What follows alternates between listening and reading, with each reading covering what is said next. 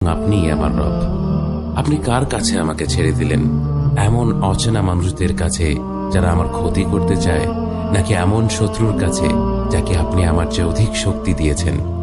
হে আল্লাহ, যদি আপনি আমার উপর রাগ না করে থাকেন তাহলে এর কিছুতে আমার কিছু আসে যায় না, কিন্তু আপনার আশ্রয় পেলে আমার পরিস্থিতি আরেকটু সহনীয় হবে।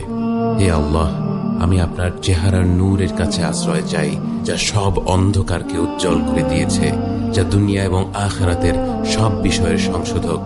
আল্লাহ, আপনার রাগ এবং অসন্তুষ্টি থেকে আমি রেহাই চাই। আল্লাহ, এ সব কাজই শুধু আপনাকে খুশি করার জন্য করা, এবং আপনি ছাড়া কোনো শক্তি নেই, কোনো ক্ষমতা নেই।